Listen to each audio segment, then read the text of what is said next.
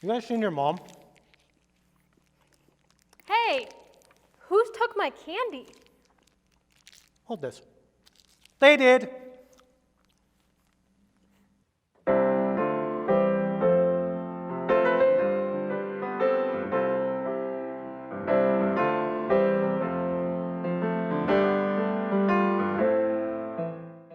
Commandment number 8 tells us we're not to bear false witness against our neighbor.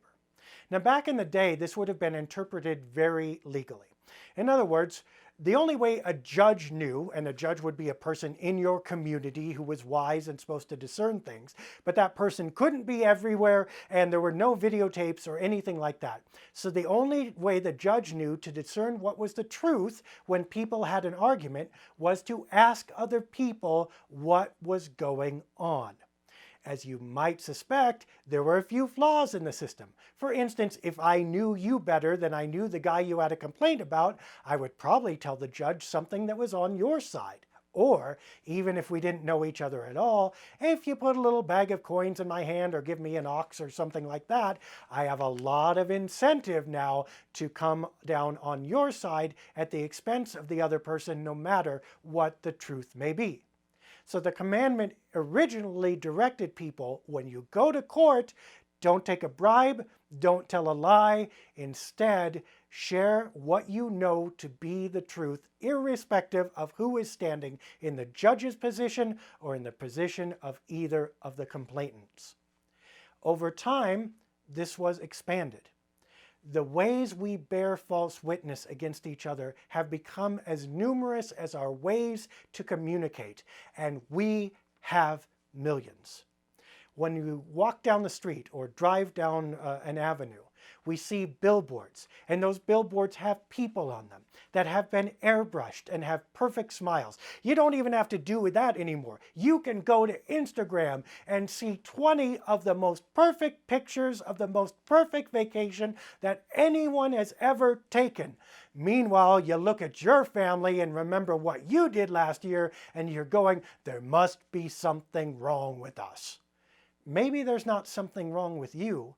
Maybe those images are a form of false witness, that perfection is an ideal, that airbrushing or sanitizing the images to make perfection come forward is okay, that there's something wrong with you or the people you love if you're not perfect. Guess what? Those are all lies and are being testified to us every day. When we look in the mirror, we often bear false witness against ourselves. I don't look good, I have love handles, I have whatever, and this is the center of my identity. That's probably an issue. What we do to ourselves, we can't help but do to each other. We judge each other on Tinder and 100 other places instantly by any number of criteria that we don't even consciously choose anymore. They're embedded in there in our biases, preconceptions, and whatever society says, so that we're constantly bearing false witness against each other, and it could be the most amazing person standing right in front of us, and we wouldn't know it because of the t-shirt they're wearing, or because there's a pimple on their nose, or because they have the wrong color hair, or no hair at all, or whatever it may be. We have to be careful. We have to start examining all the things that we've been told that create truth in the world. Truth about ourselves, truth about each other, truth about what we're doing here. And we have to stop assuming that those abstract truths are always real and our reality needs to conform to them. Instead, we need to ask, for whom is this real? Why and when and how?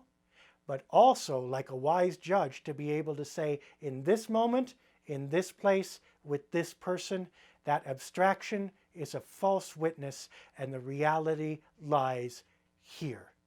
And when we do that, we also must give permission to each other to do that, so that all of us must be less adherers to an abstract truth that bends all the world to itself, and instead sharers of goodness, sharers of discernment, sharers of all the moments of exception that make you and I beautiful, no matter what everybody else says, because that beauty is the true witness to us and our life together.